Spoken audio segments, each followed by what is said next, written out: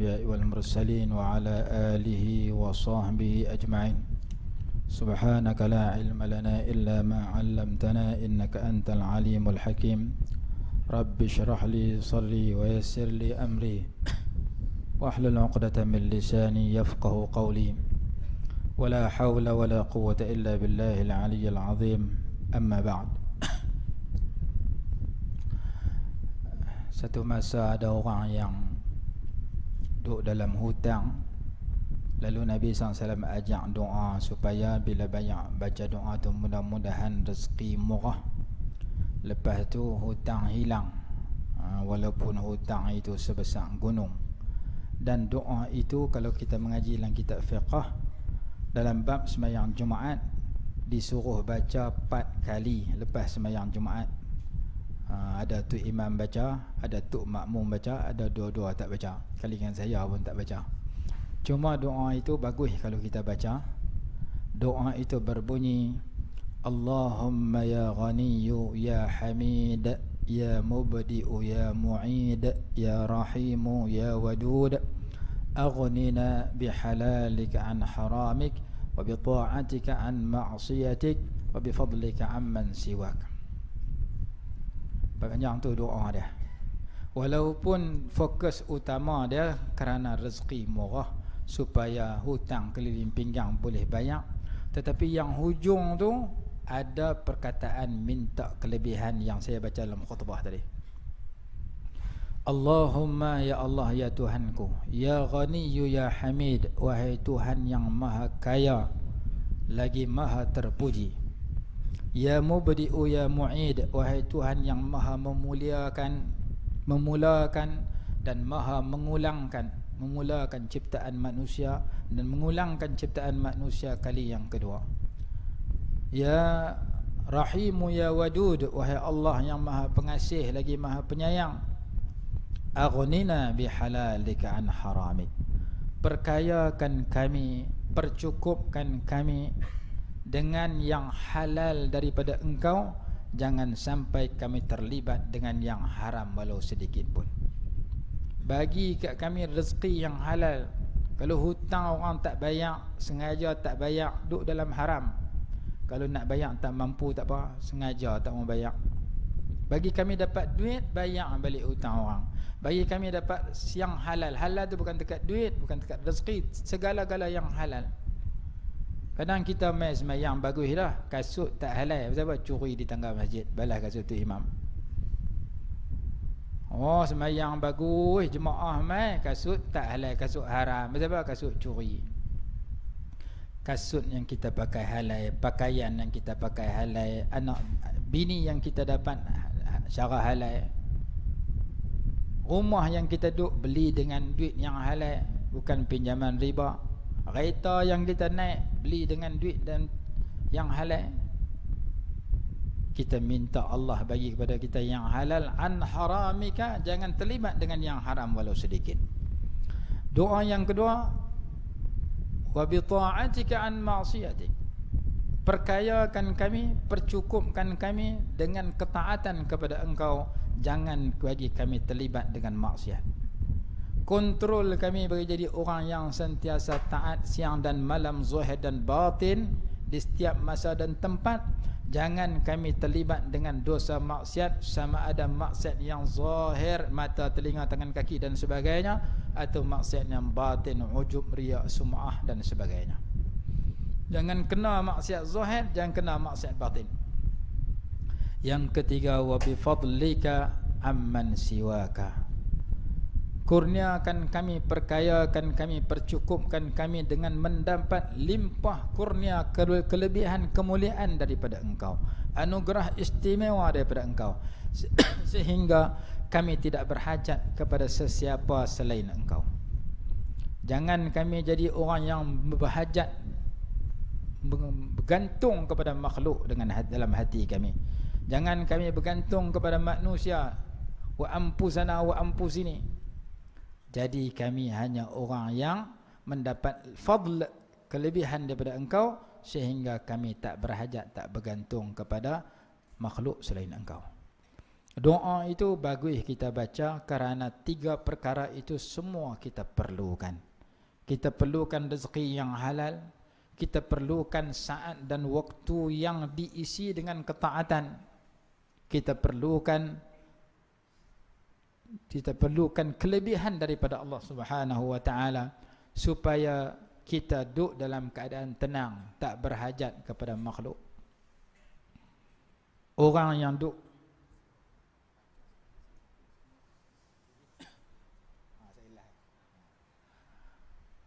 jadi kelebihan-kelebihan itu perlu kita cari.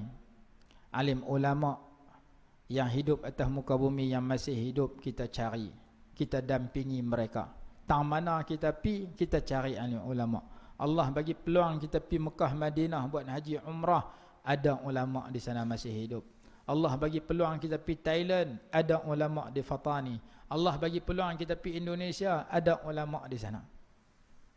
Kalau seorang wakil rakyat meninggal dunia, ramai yang mencalonkan diri untuk jadi calon. Hak tak layak pun jadi calon. Wakil kerajaan dah ada, wakil pembangkang dah ada, bebas pula masuk. Wakil rakyat mati bercambah nak jadi wakil rakyat. Ulama mati, anak dia belum tentu jadi, menantu dia belum tentu jadi, kita yang tak ada sangkut belum tentu jadi. Kita menghadapi suasana ketandusan ulama. Satu Ramadan kita kehilangan Profesor Datuk Dr. Abdul Aziz Hanafi rahimahullahu ta'ala rahmatan wasi'ah. Dia kalau mesyuarat, saya kalau mesyuarat fatwa, kajian duduk tepi dia.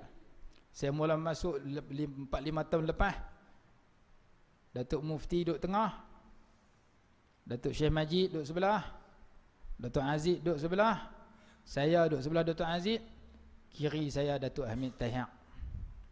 Saya bisik Datuk Hamid, saya bisik Datuk Dr. Abdul Aziz. La cerah tinggal saya seorang. Intaqalu, mereka kembali ke rahmatullah. La saya duduk sebelah timbalan mufti. Sebelah sana Datuk Fadil, Datuk Syekh Razak, Datuk Syekh Rahman, ada yang seberang sana. Saya duduk seberang ni kerap dalam mesyuarat. La semua dah meninggal. Yang terakhir Datuk Aziz. Masa Datuk Aziz meninggal, saya duduk di Mekah. Saya pergi buat umrah.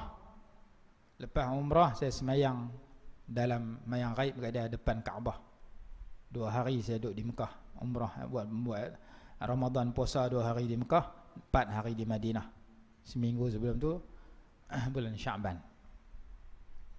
Saya pergi ziarah seorang ulama Banjar di sana. Dia duduk daripada zaman Syekh Muhammad Amin Qutbi. Syekh Muhammad Amin Qutbi ini seorang ulama yang besar di Mekah di zaman dia. Tok Guru Saleh dan mengaji kat dia. Syekh Nurdin tak sempat. Syekh Nurdin sempat dengan Syekh Hasham Mashal. Syekh Nurdin pergi Mekah tahun 74. Syekh Amin Qutbi ni mati sebelum 74, zaman Syekh Alawi. Syekh Amin Qutbi dia kata kepada anak murid dia, aku nak jumpa dengan Habib Abdul Qadir As-Saqaf. Hang cari mai sat. Pesan. Habib Abdul Qadir tak mai.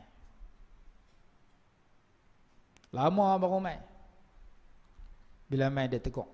Dia tanya, aku pesan kat orang lama nak jumpa hang pasal hang baru mai. Habib tanya apa siapa cari saya. Satu masa aku terlekat satu masalah, aku tak erti jawab. Aku nak dapat jalan penyelesaian, tak tahu. Takdir Allah, Allah bagi aku mimpi jumpa Nabi SAW. Aku tanya jawapan mimpi dalam soalan itu. Rasulullah kata, kamu nak tahu jawapan ni, pergi cari cucu cicit aku seorang nama Habib Abdul Qadir As-Saqaf. Dia dapat dalam mimpi. Mangkit pagi dia cari, pesan kat orang, sampai kepada Habib. Habib tak mai. Duduk lama baru mai. Awak hang mai sayup, aku pesan dengan suami awak. Jawab Habib Abdul Qadir As-Saqaf, saya mai jumpa ni kerana saya mimpi melihat Nabi SAW tawaf keliling Kaabah, di tepi Rasulullah Sayyidina Abu Bakar, tepi Sayyidina Abu Bakar Sayyidina Umar, tepi Sayyidina Umar kamu. Dua-dua tu berjumpa pasal mimpi jumpa Rasulullah. Kita mimpi jumpa hantu. Kita kena cari orang mimpi jumpa Rasulullah. Ambil doa mereka, ambil kitab mereka, manfaat daripada mereka. Jadi Syekh Muhammad Amin Al-Qutubi ni seorang ulama besar, tanya tok ulama yang mengaji Mekah kenal. Antaranya kalau di Fatani ni Baba Mat Mawi, dia mengaji ke Syekh Muhammad Amin Al-Qutubi. Allah Ta'ala bagi kelebihan kepada mereka. Jadi salah seorang ulama tu yang saya jumpa, dia kata apa? Dia kata, saya duduk di Banjar masa saya kecil-kecil sebelum main Mekah, saya mengaji kepada seorang tok guru. Tok guru tu anak murid dia 10 orang, 15 orang. Lepas tu pagi-pagi mengajak 10 orang, 15 orang pi sekolah, mengajak di sekolah. Dia ada seorang anak dia dihantar mengaji di Jawa, saat balik mai sekarang sedang mengajak di Banjar. Setiap minggu dia mengajak kitab hikam, anak murid macam laut. Setiap anak murid pakai kala putih, lelaki dan perempuan. Dia kata sekitar 10,000 orang, ataupun tak 10,000 pun, ribu-ribu orang. Tengok dalam YouTube orang macam laut. Dia kata, saya heran macam mana pak ada anak murid 10 orang, anak murid ramai. Ustaz Fahmi Zamzam kenal dia, Ustaz Syahnuddin kenal dia. Dia pun biasa jumpa satu kampung, satu tempat. Saya tengok ceramah dia, saya dengar dalam YouTube. Allah Ta'ala bagi kelebihan kepada dia mengajak orang mengaji ramai, walaupun dia tak pergi mengaji negara Arab. Kenapa? Kerana mungkin dia dapat kelebihan tertentu yang Allah bagi pada dia. Lalu Tok Guru tu kata, saya menurut pandangan saya, orang yang Allah bagi kelebihan ni dalam mengaji dia, dalam mengajak dia, jaga dua. Satu adab, yang kedua tahajud. Dia jaga qiyamul lail dia. Tiap-tiap malam tak tinggal qiyamul lail, Allah Ta'ala akan bagi kelebihan. Di samping adab dia, kerana manusia ni mulia dengan sebab adab, dan menjadi hina kalau dia tidak beradab. Manusia buat maksiat kadang-kadang berdosa, tapi manusia tak jaga adab, kadang-kadang boleh terkeluar daripada Islam. Dia buat maksiat, dia mencuri, berdosa kerana curi hak orang, tapi kalau tak jaga adab, Quran ada, dia pijak Quran, tak beradab dengan Quran, dia murtad kerana tak ketahuan dengan Quran. Dan Sayyidina Abu Bakar radhiyallahu anhu ketika mana dia jadi imam sewaktu Nabi SAW sakit, orang papah Nabi SAW masuk, lalu sahabat menegur, ada yang tepuk, ada yang subhanallah dan sebagainya, tegur Sayyidina Abu Bakar, bagi tahu kata Rasulullah dah pun sampai. Maka Rasulullah pun masuk, Rasulullah bagi tahu, tetaplah kamu di situ. Dia undur juga, tetaplah kamu di situ. Dia undur juga, tetaplah kamu di situ. Dia undur juga. Akhirnya Rasulullah naik jadi imam. Habis Rasulullah dah, pasal apa saya suruh kamu jadi imam terus sampai habis, kamu tak mau patah balik. Dia kata tidak sewajarnya kepada Ibnu Abi Quhafah, kepada Abu Bakar, untuk jadi imam kepada Nabi SAW. Lalu kata ulama, perintah untuk jadi imam itu satu perintah, tapi bukan wajib. Tetapi undur itu satu adab, maka adab diutamakan daripada perintah. Menyebabkan Sayyidina Abu Bakar ni paling tinggi daripada sahabat yang lain, kerana kelebihan dia li syai'in waqara fi sadrih, kerana dada dia memiliki sifat yang mulia. Dia mentakzimkan syiar Allah, wa man yu'azzim sya'air Allah fa inna min taqwal qulub, di antaranya kerana adab. Dan ini ialah yang luput dalam kehidupan kita hari ini. Orang yang duduk dalam masjid sendiri kadang-kadang tidak ada adab, tambah luar masjid. Orang yang mengaji sekolah agama, sekolah tahfiz, kadang-kadang tidak ada adab, tambah orang mengaji sekolah menengah, yang kadang-kadang sembahyang 5 waktu pun tak cukup. Dan Nabi SAW diutus untuk adab. Innama bu'istu liutammima makarimal akhlaq. Aku diutus untuk menyempurnakan budi pekerti yang tinggi. Hari ini kita duduk dalam bulan puasa, di samping kita tak makan tak minum, kita dituntut jaga adab. Adab berbuka puasa, adab qiyamul lail, adab semayang tarawih. Semayang dia ada adab dia, jangan menyerit sampai tak ada i'tidal, tak ada tumakninah. I'tidal tak ada tumakninah. Pasal apa? Nak perhabis cepat 20 rakaat, tumakninah pun tak ada, maka tak cukup, tak kena adab dia. Kalau orang kutuk kita, cari pasal dengan kita, maki kita, Nabi SAW menyatakan, fa in syatamahu ahadun aw qatalahu falyaqul inni shaim. Sekiranya kamu dicerca oleh seseorang atau kamu diperangi oleh seseorang, hendaklah kamu kata sesungguhnya aku berpuasa. Kitab fiqh kata, Kata dengan apa? Kata dalam hati, atau kata dengan lidah, atau kata dua-dua sekali. Orang maki kita, kutuk kita, kita kata aku puasa, kata dalam hati, untuk supaya kita sabar tak lawan balik. Atau kita kata aku puasa dengan mulut, supaya dia dengar, dia berhenti maki kita. Aku puasa tak mau berkeling dengan hang, hang pun puasa juga, jangan berkeling dengan aku. Cuma jangan sambung. Orang maki kita kata aku puasa, tak puasa hang jaga. Aku hari ni puasa, lepas raya ni hang tahuan hang. Aku lah siang puasa, malam ni aku balas teruk-teruk hang. Balas dalam WhatsApp lah, Facebook lah, hang mampu. Jangan duk sambung sendiri. Rasulullah ajak supaya kita beradab. Kita kena belajar adabus siyam, adab berpuasa. Kalau kita jenis malas baca Quran, kena belajar macam mana tips, cara-cara nak pergi kajian baca Quran. Imam Abdullah Al-Haddad sebut dalam Risalatu Adab bis Suluk, dia kata dalam kita duk beramai ni, kadang-kadang kita ditimpa dua perkara. Satu, futur, lemah dalam beribadat, malas dalam beribadat. Yang kedua terasa nak buat maksiat. Hak kedua ni lebih teruk pada hak mula. Dalam kita duduk sembahyang fardu 5 waktu berjemaah ataupun tak berjemaah, ataupun kita sembahyang tarawih bulan puasa lama sangat ni sampai hujung ni, dia meloreh lah. Bukti dia kita lihat di mana-mana masjid, rata-rata masjid sudah berkurangan pada yang akhir ni. Kerana sebahagian sudah ditimpa penyakit futur, lemah dalam beribadat. Orang tanya, apa itu? Yang pertama banyak-banyak, yang kedua jarang-jarang, yang ketiga kadang-kadang, yang keempat apa dah tu? Hak P. Ramlee kata dalam tu, dalam filem dia. Apa jawapan dia? Depa jawab menikah 4. Sebenarnya jawapan dia sembahyang tarawih. Sembahyang tarawih pertama banyak, 10 yang pertama. 10 yang kedua jarang-jarang. Sah dah semakin jarang. 10 yang ketiga kadang-kadang ada, kadang-kadang belah terus.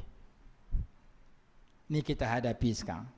Imam Abdullah Haddad kata, kalau kamu ditimpa futur, lemah dalam sesuatu ibadat, kamu nak rawat balik penyakit lemah itu, kamu nak lawat balik penyakit malas itu, kamu kena belajar anugerah Allah yang istimewa terhadap orang yang buat ibadat yang kamu malas tadi. Kalau kita jenis malas pergi masjid, baca kelebihan pergi masjid. Kalau kita jenis malas baca Quran, baca kelebihan baca Quran. Kalau kita jenis tak hidung masin, kedekut malas sedekah, baca kelebihan sedekah. Kalau kita tak fikir nak pergi haji umrah, baca kelebihan pergi Mekah Madinah. Kita kenal diri kita malas tak mana. Kita malas selawat, ngaji bab kelebihan selawat. Supaya kita mengharapkan kelebihan-kelebihan itu dapat kat kita, maka kita buat benda yang kita malas tadi. Lah ni kita tak fikir tu, kita fikir kita tahu kelebihan duit banyak. Kita bercawan kawan dengan orang duit banyak.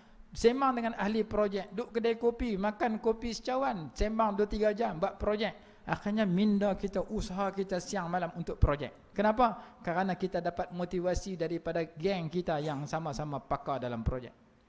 Cuba kita cari motivasi daripada ayat Quran hadis untuk kita perbanyakkan pahala. Lebih-lebih lagi 10 malam yang terakhir. Satu. Yang kedua lebih teruk pada itu, tak ibadat dia boleh jaga, sembahyang 5 waktu boleh, sembahyang sunat pun dia buat, tapi dia kadang-kadang terlanjur nak buat maksiat.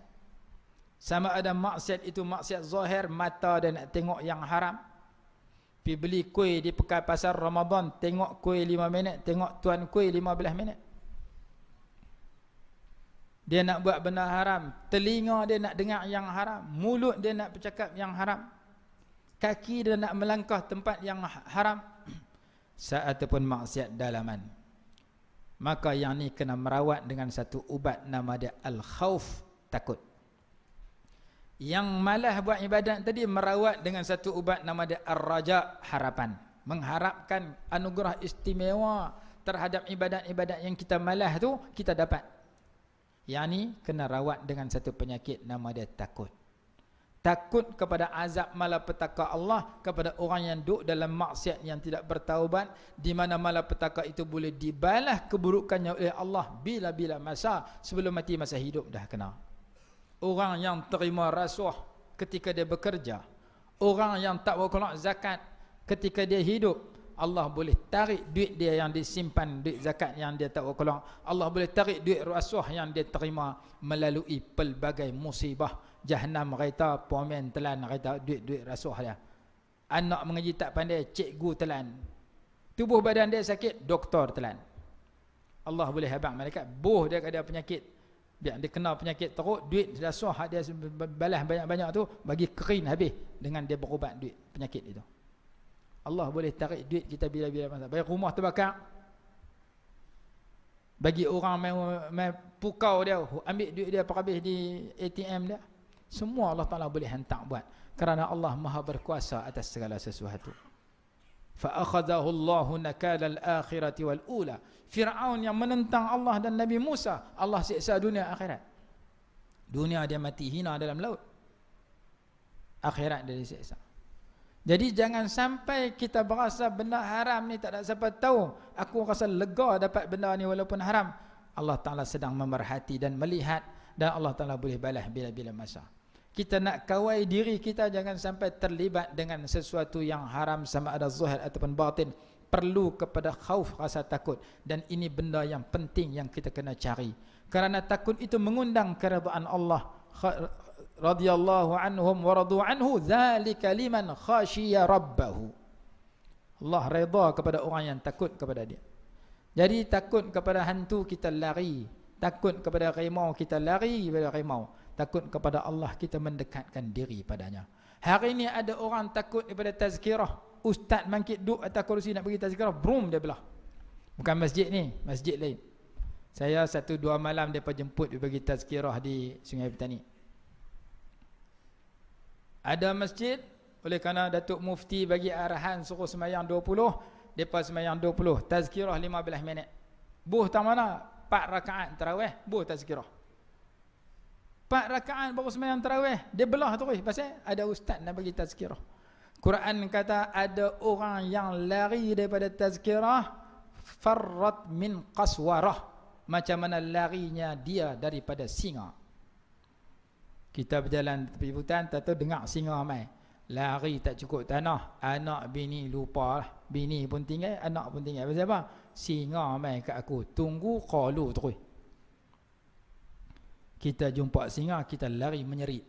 Quran kata ada jenis manusia jumpa tazkirah, dia lari menyerit.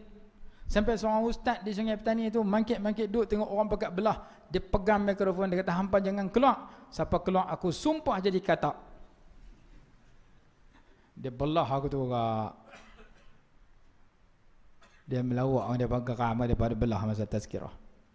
Jadi perlu kepada tazkirah, kita memerlukan kepada tazkirah peringatan. Kita memerlukan kepada tenaga untuk kita buat amal-amal kebajikan. Perlu kepada tips macam mana kita nak berubah supaya Ramadan yang kita jumpa melahirkan Ramadan yang melahirkan insan yang istiqamah dalam kebaikan, bukan sahaja pada bulan Ramadan, bahkan diteruskan di luar bulan Ramadan.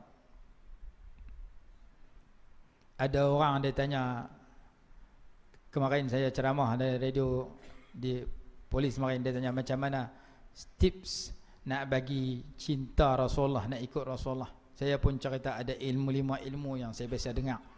Kena kita belajar supaya kita kenal Rasulullah ni paling tinggi. Ada orang tanya bagaimana cara nak berhenti merokok.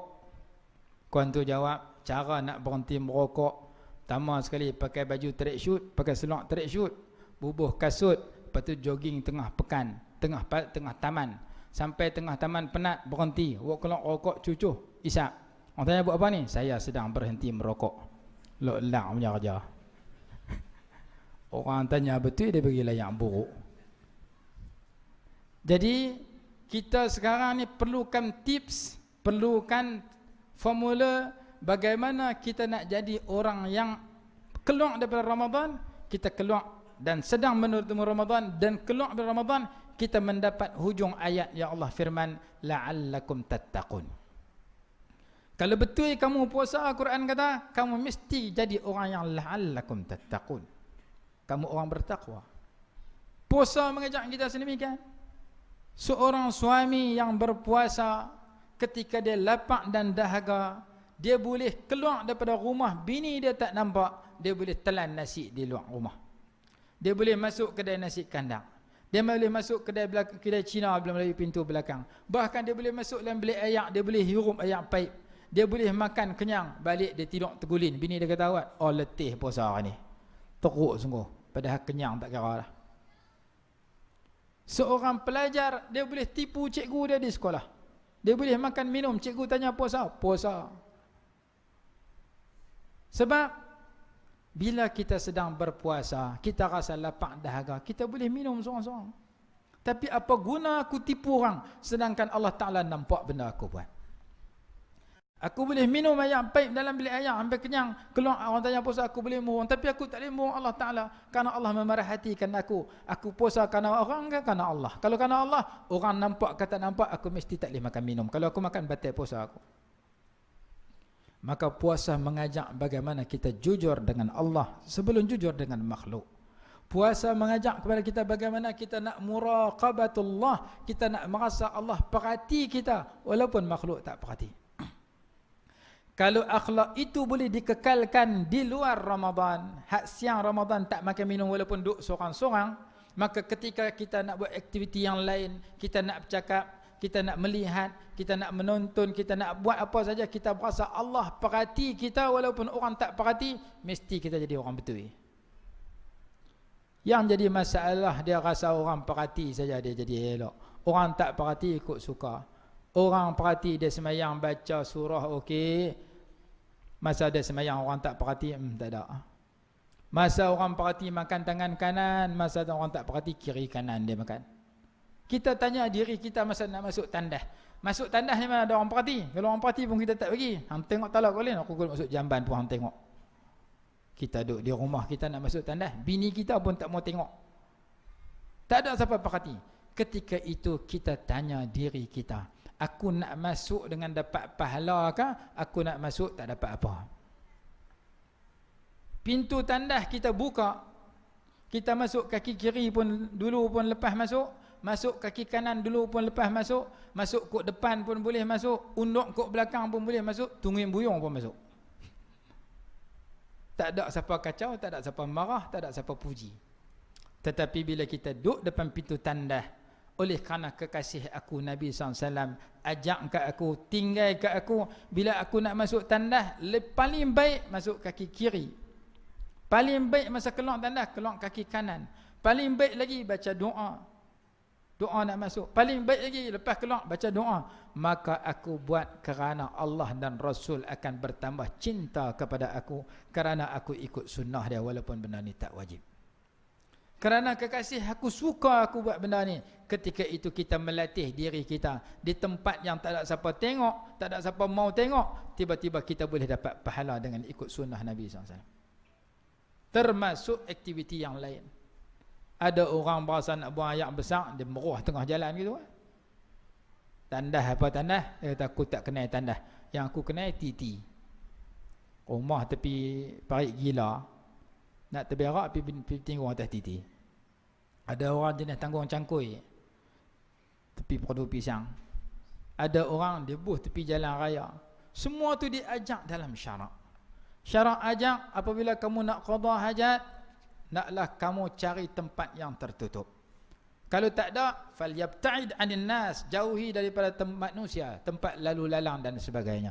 Semua tu nak bagi pahala kat kita. Tidak ada satu aktiviti daripada celik mata sampai pejam mata, melainkan di situ ada peluang untuk dapat pahala. Kerana Islam menemani kita sebelum kita dilahirkan dan selepas kita meninggal dunia. Masa mak kita melahirkan kita, ada ajaran Islam situ, ajak pergi mengucap di telinga kita. Dekat nak mati ada ajaran Islam situ, talqin di telinga kita. Masa budak bayi dilahirkan, kita bang pelan-pelan di telinga kita, dia jangan bang deras lagi dia terlompat. Masa orang nak mati, pitak mulut di telinga, la ilaha illallah. Jangan pergi mati macam waktu buat tahlil, la ilaha illallah, la ilaha illallah. Mampus orang tu, terkejut terus. Ada adab dia. Nak mati, ajak talqin la ilaha illallah. Lepas lahir, la ilaha illallah dalam azan. Kalau masa lepas beranak, Islam mai ke telinga kita. Dekat nak mati, Islam mai ke telinga kita. Apa lagi tengah-tengah? Lagi banyak. Ada kekah, ada buh nama, ada semayang, ada puasa, ada berjiran cara Islam, ada berkahwin cara Islam, ada cari makan cara Islam, ada politik cara Islam, ada merintah cara Islam. Semua Islam batok, kerana lepas kita keluar daripada kandungan mak kita, Islam sudah menemani kita. Sebelum kita masuk kubur, Islam masih menemani kita. Sebelum kita dilahirkan, Islam sudah datang kepada kita. Masa mak kita tak menikah dengan pak kita, sudah diajak, kamu nak menikah cari bini baik, kamu cari lelaki baik. Orang yang dah ada anak bini, kamu nak cari menantu yang baik, lelaki dan perempuan, supaya kita yang lahir daripada mak ayah kita lahir sebagai orang baik. Lepas tu mak kita mengandung. Masa mengandung, dalam kitab kata ada fatratul wahmi, masa mengidam. Kena jaga emosi isteri, kena jaga emosi suami, kena jaga perasaan. Kenapa? Kerana perasaan itu memberi kesan kepada anak dalam kandungan. Ada ahkamul janini fil Islam, hukum hakam janin dalam perut mak ketika ada dalam Islam. Masa kita duduk dalam kandungan mak kita, sudah ada Islam yang menemani kita. Lepas pada kita mati, masih Islam menemani kita. Nak mandi ke tak mandi mayat? Kalau dia mati syahid, haram mandi. Kalau mati tak syahid, wajib mandi. Lepas tu kafan, berapa helai paling kurang, berapa helai yang paling baik, kala apa yang paling baik, nak bubuh apa, semua tu ada dalam ajaran Islam. Setelah kita mati, lepas tu nak semayang mayat, berapa orang yang bagi, berapa saf nak letak, berapa orang nak panggil. Paling kurang 3 saf kata ulama yang paling afdal. Kalau boleh 100 orang ke atas. Ada hadis tentang kelebihan 100 orang, ada hadis kena kelebihan 3 saf. Lepas tu, lepas semayang nak tanam.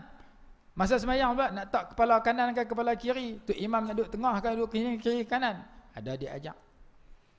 Lepas tu wak pi kubur nak tanam, nak baca apa ketika nak angkat mayat, nak bubuh dalam kubur, siapa yang elok, kemudian nak kambuh tu nak duduk teruskan, nak lari balik, nak duduk orang duduk seorang, takut hantu kubur, kena duduk orang 2 orang 3 orang lebih.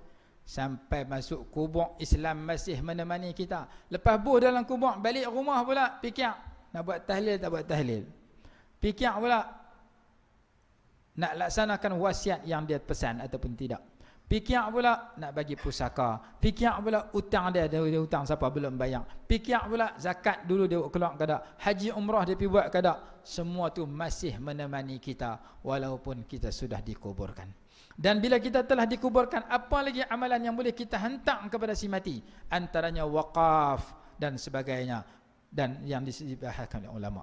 Ajaran Islam menemani kita sebelum kita wujud dan setelah kita tiada. Apalagi masa kita wujud. Sebelum beranak kita dah Islam ada panduan Islam. Lepas mati dah ada panduan Islam. Masa hidup ni kita duduk tang mana pun, di situ ada panduan Islam. Duduk kedai kopi, cara kedai kopi. Duduk di pasar, cara di pasar. Duduk di sekolah, cara di sekolah. Duduk dalam jamban, cara dalam jamban. Duduk padang bola, cara padang bola. Cuma sebahagian manusia tak berasa Islam itu menemani dia. Dia hanya berasa Islam menemani dia di masjid, Islam menemani dia masa masuk jawi, Islam menemani dia masa mati, Islam menemani dia masa menikah. 2-3 tempat tu. Hak lain aku tak peduli Islam tak Islam. Islam bagi panduan pada biji mata hak kita dapat. Hang nak tengok apa? Tengok benda haram, berdosa. Tengok benda halal, boleh. Hari ini berapa orang tak berasa baca biji mata itu adalah nikmat yang Allah bagi, yang perlu disyukuri dengan tengok yang halal. Biji mata itu merupakan amanah Allah yang perlu dipelihara. Jangan khianat tengok yang haram. Biji mata itu merupakan anggota yang akan menjadi saksi hari akhirat kelak. Kalau mata dia tak boleh jaga, tengok tak ketahuan, hak lain jangan tanya. Telinga, tangan, kaki, mulut, apa semua jangan tanya. Kerana mata ni antara sumber utama nak masuk nur ataupun nak masuk nar, nak masuk cahaya atau nak masuk api. Maka Allah Subhanahu Wa Taala ajak masa puasa ni. Puasa ni kena jaga mata. Puasa ni pula main filem macam-macam. Gambar dalam TV syok tengok. Dulu lah saya duk tengok TV zaman jahiliah dulu. Main bulan puasa ada filem yang kita tengok hari ni puasa tak habis, nak kena sambung esok. Tengok esok puasa nak sambung lusa, sedang-sedang sebulan habis. Quran tak khatam, filem khatam hari-hari. Ada orang kitab, orang lain, orang baik-baik khatam kitab, dia khatam WhatsApp. Hari-hari dah khatam WhatsApp. Siang malam. 2 mak pak seorang, anak seorang pi kedai makan, order makanan.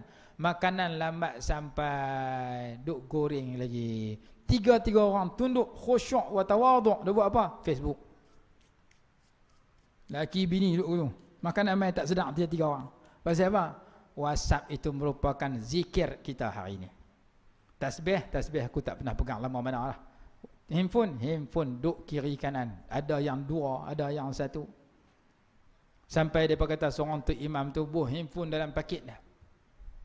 Semayang lohok pakai mikrofon. Tata orang telefon masuk. Handphone dia bunyi lagu Abang Beca. Tu imam minat Abang Beca. Pi bubuh dalam poket. Tengah semayang lohok orang telefon masuk. Bunyi lagu Abang Beca. Satu qaryah dengar. Ni tu imam Abang Beca mai lah. Hang tu imam hang pilih lah. Lentak ketahuan sikit. Hari ini kita ada handphone masing-masing. Tak salah kita memiliki handphone. Tapi kalau kita khatam handphone hari-hari, Quran tak pernah tengok dalam satu ayat, kita kena muhasabah diri. Hari ini Cina, Hindu, Melayu, handphone kiri kanan, duk tak mana pun duk pegang. Tak apa depa Cina, Hindu tak masuk Islam, depa pegang 24 jam tak apa. Tapi kita ada masa. Dalam kitab tafsir kata manusia yang hampir dengan Allah kena ada 3 masa. Sa'atun, satu saat dia bersama keduniaan, cari rezeki dan sebagainya. Sa'atun dia bersama dengan keluarga dia, dengan anak dia, dengan teman dia. Sa'atun yakhlu fihi rabbahu, saat yang ketiga dia kena dengan Allah. Kena ada masa kita dengan Allah, dengan Quran, dengan tahajud, dengan sunat kita, dengan zikir, dengan istighfar. Ada masa kita dengan orang, ada masa kita dengan pekerjaan kita. Ni ada orang siang malam dia dengan handphone dia. Sampai saya pernah sebut dulu, seorang anak tadika umur 5 tahun masuk sekolah, cikgu tanya, "Ayah kamu kerja apa?" "Ayah cek kerja tengok handphone." Dia tak tahu pak dia kerja apa di luar. Yang dia tahu pak dia masuk rumah, pegang handphone siang malam. Nak makan handphone, bangkit tidur handphone, nak keluar handphone. "Ayah kamu kerja apa?" "Ayah cek kerja dia tengok handphone." Cikgu kata silap tanya budak ni. Apabila manusia lupa bahawasanya mata dia nombor 1 untuk tengok Quran, baru tengok lain yang kedua. Telinga dia nombor 1 untuk dengar Quran, nombor 2 baru dengar hal lain. Dia tinggal tugas utama telinga dan mata, dia buat yang lain, dibimbangi, dia duduk dalam keadaan yang bermasalah. Maka Ramadan kita dituntut mata kita banyak tengok Quran, buat kebajikan. Ramadan menuntut kita muhasabah diri banyak. Ramadan menuntut supaya kita isi waktu kita dengan 3 perkara. 1, isi dengan membaca, baca Quran, baca kitab dan sebagainya. 2, isi dengan ibadat, sembahyang fardu, sembahyang sunat. 3, isi dengan adab. Adab di siang hari, adab di malam hari. Kalau 3 ni kita isi, 24 jam kita duduk dalam pahala. Saya dah letih semayang, saya dah letih baca kitab, saya nak tidur, ada adab tidur. Tidur dengan adab tidur dapat pahala. Saya nak makan, ada adab makan, makan dengan adab dapat pahala. Saya nak minum, ada adab minum, minum dapat pahala. Saya nak naik kenderaan, ada doa naik kenderaan dengan adab dapat pahala. Saya masuk pasar, ada doa dalam pasar, baca doa dalam pasar dapat pahala. Saya hujan turun, ada doa hujan turun dapat pahala. Tidak ada satu aktiviti yang kita nak buat bila kita sertakan dengan adab Islam, melainkan 24 jam kita mengundang pahala. Maka Ramadan yang kita jumpa jangan sampai berlalu melainkan pengisian kepada zikrullah atas ghaita. Zikir 4 zikir yang Rasulullah suruh baca, asyhadu an la ilaha illallah, astaghfirullah, as'alukal jannah wa a'udzubika minan nar, perbanyakkan. Termasuk kita usaha khatam paling kurang sekali dalam bulan Ramadan sebelum berakhir. Panjang dah saya rasa tazkirah yang saya sampaikan. Jadi sebelum akhir tu imam kita minta supaya saya baca doa yang saya baca mula-mula tadi, kita pakai ikut. Lepas ni tu imam kita akan tulis bagi kepada tuan-tuan, jangan lupa tak baca doa itu kalau rajin baca hari-hari. Bismillahirrahmanirrahim, kita baca doa tu sekali. Bismillahirrahmanirrahim. Allahumma ya Ghaniyyu ya Hamid, ya Mubdi'u ya Mu'id, ya Rahimu ya Wadud, aghnina bihalalika an haramik wa bita'atika an ma'siyatik wa bifadlika amman siwak.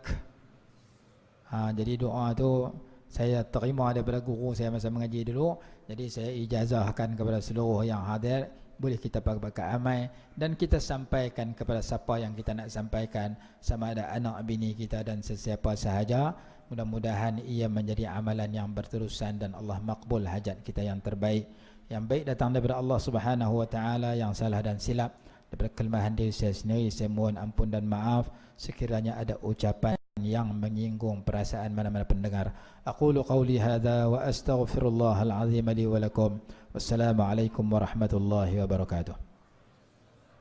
Bismillahirrahmanirrahim. Alhamdulillahirabbil alamin. Wassalatu wassalamu ala sayyidina Muhammad wa ala alihi wa sahbihi barik wasallim. Allahumma anfa'na bima 'allamtana wa 'allimna ma yanfa'una warzuqna 'ilman yanfa'una birahmatika ya arhamar rahimin. Rabbana atina fid dunya hasanatan wa fil akhirati hasanatan wa qina 'adzaban nar. Wa sallallahu ala sayyidina Muhammad wa ala alihi wa sahbihi wasallam. Walhamdulillahirabbil alamin.